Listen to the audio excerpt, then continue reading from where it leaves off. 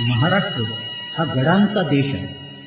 जगात land of forts म्हणून सन्मानित केलं जातं त्या महाराष्ट्र देशी अनेक प्रकारचे असंख्य किल्ले आहेत.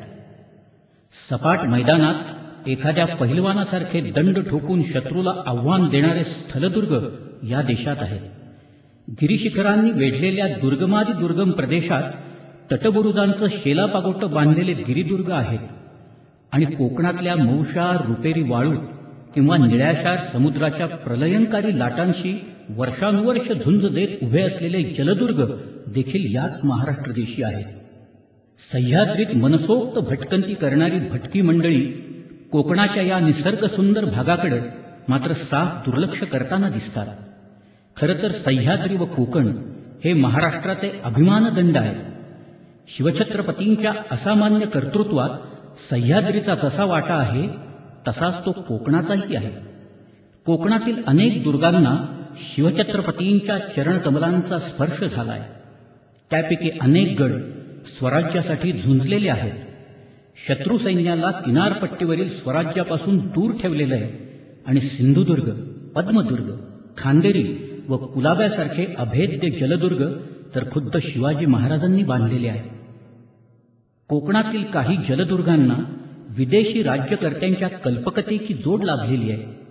कोकणातील अनेक जलदुर्ग पोर्तुगीज, इंग्रज व डच यांच्यासारख्या युरोपियन लोकांनी बांधलेले आहेत, तर जलदुर्गांचा राजा म्हणून शोभावा असा मुरुडचा जझीरा महरूबा इथिओपियातून आलेल्या हबशी लोकांनी बांधलेला आहे. वसई, माहीम, केळव, शिरगाव व डहाणूसारखे दुर्ग पोर्तुगालसारख्या युरोपातून आलेल्या पोर्तुगीजांनी बांधलेले आहेत. वरळी, शीव, माहीम यासारखे मुंबईतील किल्ले इंग्रजांनी बांधलेले आहेत आणि वेंगुर्ल्याची वखारवजा गढी डचांनी बांधलेली आहे. कोकणाच्या 720 किलोमीटर लांबीच्या किनारपट्टीवरील हे देखणे जलदुर्ग आज भटक्या मंडळींची वाट पाहत बसलेले आहेत. ज्यांनी शिवाजी महाराजांना, सरखेल कान्होजी आंग्र्यांना, बाजीराव पेशव्यांना व आनंदराव धुळपांना साथ दिलेली आहे, त्यांना आज गरज आहे तुमच्या साथीची, तुमच्या आस्थेची, तुमच्या प्रेमाची आणि तुमच्या समाजकार्याची. हजारोंच्या संख्येने पर्यटक कोकणाच्या निसर्गरम्य भूमीत मनसोक्त भटकंती करत असतात.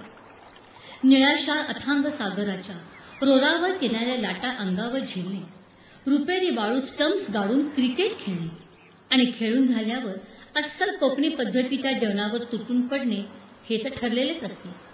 त्याचबरोबर किनाऱ्यावर विसावलेल्या जलदुर्गांना आपण भेट दिली तर दुधात साखरच. कोकणातील दुर्गदर्शन अधिकाधिक संस्मरणीय व्हावे, पर्यटनाबरोबर दुर्गाटनही करावे, यासाठी गिरिदर्शन सादर करीत आहे सागरी शिलेदार. सागरी शिलेदार